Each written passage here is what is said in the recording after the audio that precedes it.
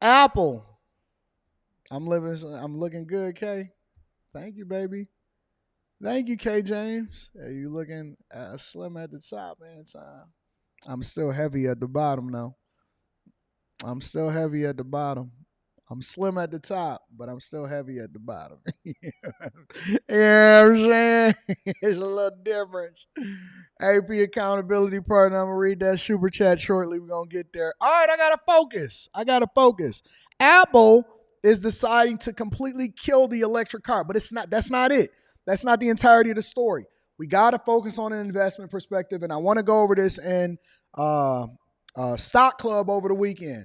Make sure y'all tap into the Patreon. Link is in the description as well as pinned to the top of the chat. Let me give y'all an up-to-date update on what's going on. And I got a little birdie that's in my ear that's telling me that they eyeing something a little different. We gonna get there.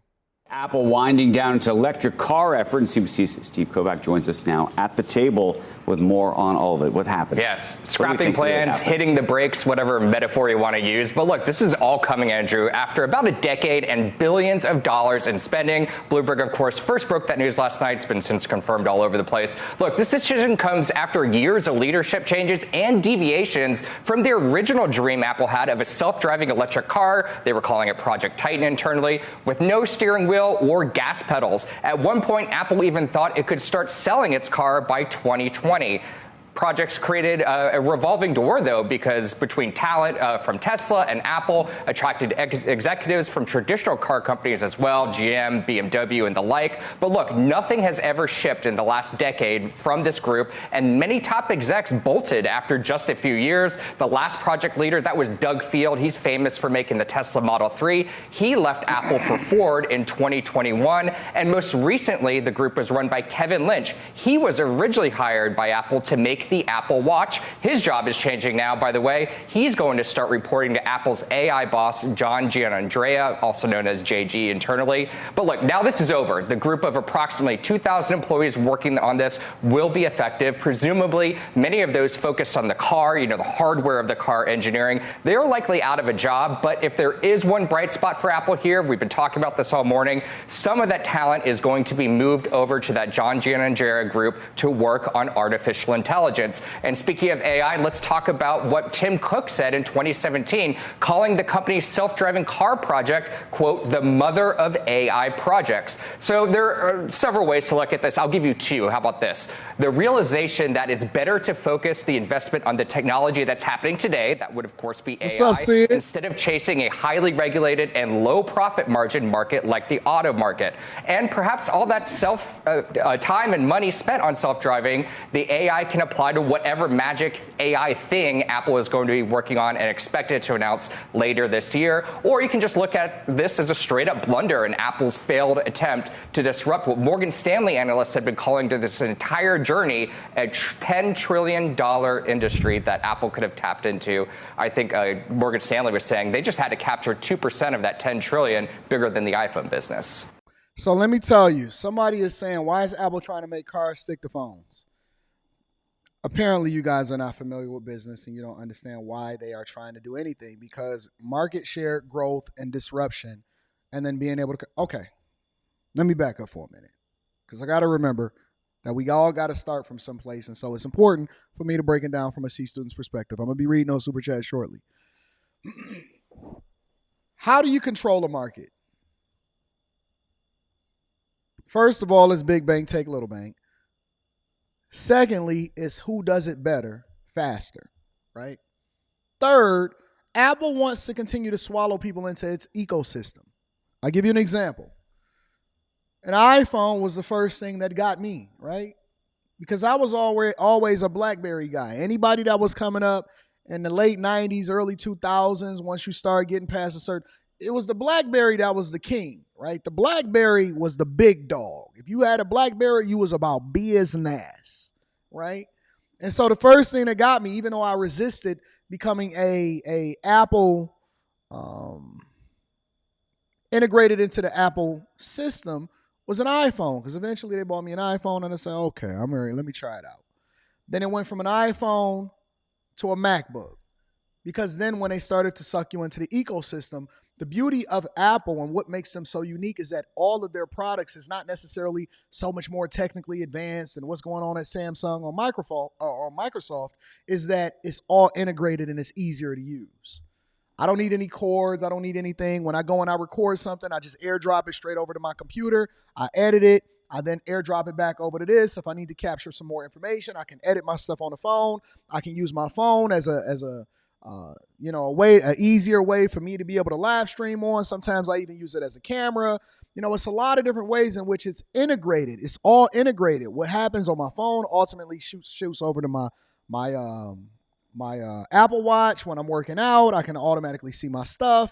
It's a very, very well integrated platform, and then they leverage technology to continue to improve performance on those platforms. So it's not about whether or not it's more technologically advanced. That's the thing that Samsung users and Android users don't get. They all about, hey, it's the technicality. No, it's about the ease of use. And the thing that makes you the most profitable is how easy it is for people to do what they want to do as fast as they want to do it.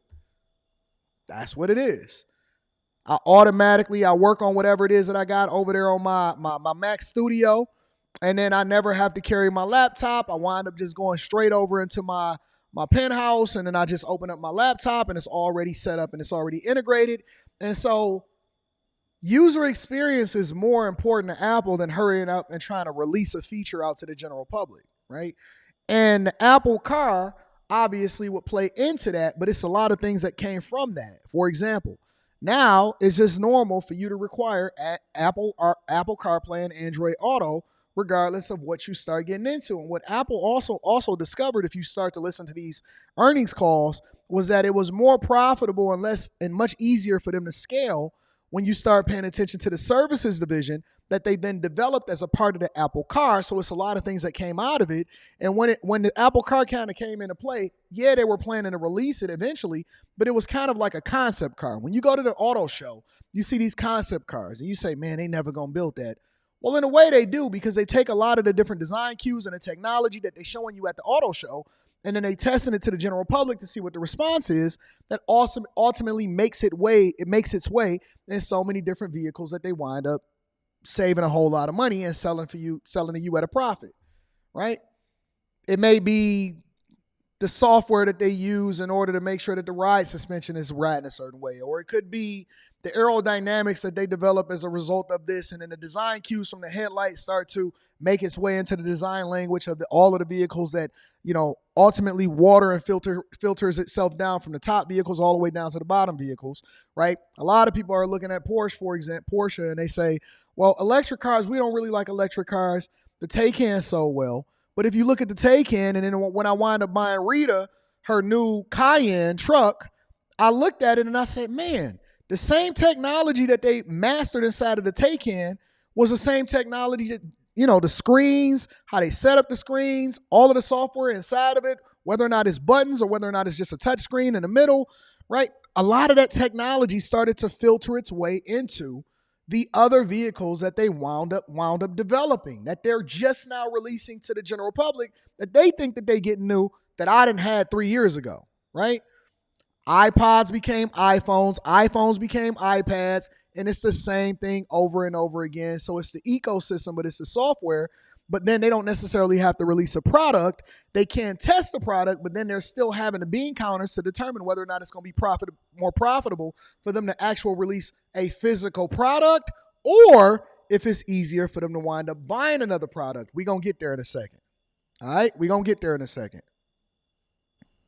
So do you look at this as a failure? I mean, we were talking about all of the other things that happened in the last couple of years that they got out of it, right? I mean, they were working on this, not just the EV part of it, but remember, they were trying to do mapping. They actually got maps out of it. They're now in the CarPlay is in 98% of cars. I think something like that. You can't rent or buy a car without CarPlay. And I was basically making the argument that the entire time that they were going this route, they were basically hedging the whole effort. It's possible, but I mean, you got to look at it in the other way too. They hired real car engineers to work on this. They wanted to build an actual car, and that shifted so many times. Look, I remember Elon Musk saying Tesla's robotaxis are coming next year. That was 5 years ago. So no one has figured this out yet. Waymo, they were early on this. They haven't figured it out. Why spend all that effort putting something that just continues to be 5 to 10 years away? Right. Do you believe when they say they're, redeploying the resources towards AI? Is that just something you say in this environment where if you just say the words AI anything? You have to say it. And look at Kevin Lynch, the executive who I mentioned, who was in charge of the project up until yesterday, really.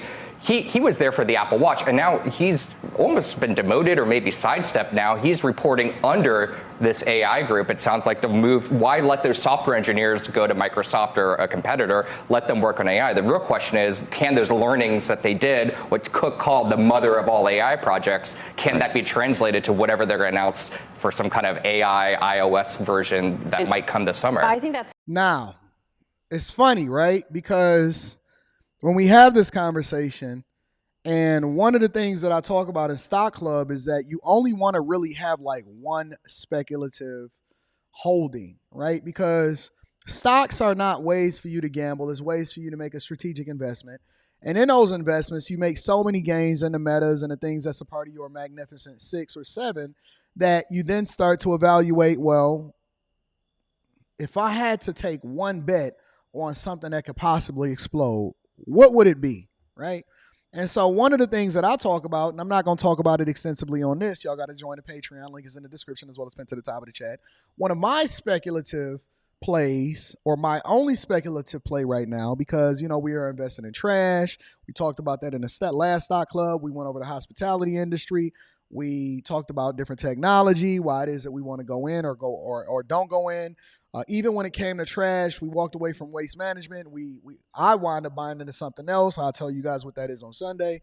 But I was looking at it, for example, and one of the stocks that's really, really down, but I've been sticking with, and I've still been dollar cost averaging because I'm so far up on all of my other holdings, was Rivian. Now, why would Anton start paying attention to Rivian and not continue to invest in Toyota, not continue to invest in a traditional United States automaker, a Tesla, any of those people? Why would he go into the electric vehicle sector, considering that everybody seems to be pulling back when it comes to electric vehicles, especially with regard to all of the press that was happening over in Chicago? Well, I'll give you one of the reasons why. Because I anticipate something big happening, and I could be absolutely positively wrong, but I'm taking a strategic view of this, thinking that this is how it's going to play out long term. They are speculating that one of the reasons and one of the plays that Apple is actually considering is to buying an entire automaker based off of them already proving the technology and them already going into a different direction, while at the same time not having to manufacture it themselves. Why would we stand up an entire Apple car company when we can just buy one that's already there? And they're speculating that it's a possibility that they could buy Rivian. So, even if you don't care about cars, is this a good move for Apple? Is it good news for Tesla, Rivian, and others?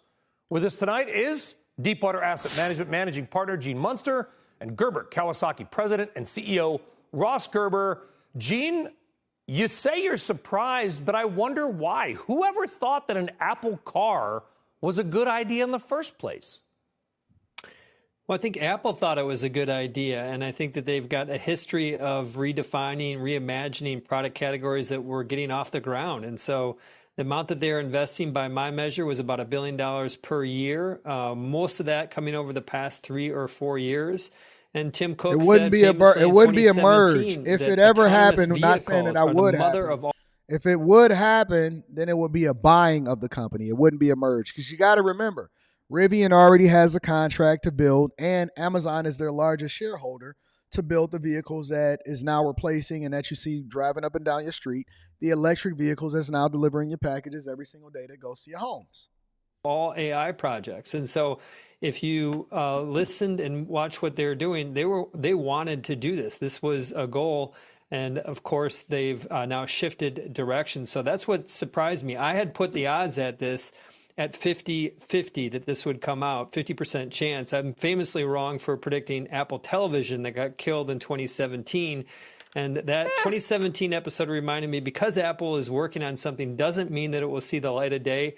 And now we add the Apple Car to that category. You're too hard on yourself. Apple TV does exist, not the physical TV, but of course the box. So we'll give you a pass on that one, Gene. Ross, is this, I mean, listen, Apple could have probably owned Tesla 5 to 10 years ago. Maybe they still could take a pass at it. Who knows?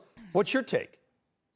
Well, I was with Gene with the Apple TV, and I still can't believe they didn't release the TV, but I knew they were never going to do a car. Being an early Tesla investor and knowing their mode and knowing where they were at, and I had done many interviews back as far as 2015. Talking about Apple taking a stake in Tesla. And when Tesla was in trouble in 2018 and needed money, supposedly there was a conversation between the two that Tim doesn't remember, but that lack of memory probably cost him hundreds of billions of dollars for Apple shareholders if he would have taken a stake in Tesla at the time. And just the same, we see a similar opportunity for Apple if they want to be in this business by taking a stake in Rivian. But they don't want to be in this business, and they've made a clear commitment to Vision Pro, and moving this team over to AI is the smartest thing they can do. So this is a good move for Apple. Do you think, and I'll go back to you, Ross, we're going to just have a little fun. It's Tuesday, worst night of the week. Let's have some fun. Any chance Apple, at $2.8 trillion in market cap, could try to buy Tesla at $700 billion in market cap? Or is that completely I don't insane? think that makes sense. Well, not with this FTC. I mean, this FTC won't even let two bad grocery stores merge, let alone something as dominant as that. So, we got to wait till something changes there. But here's the thing. And it's all speculative, and I think that Rivian will survive. And again, it's a strategic move.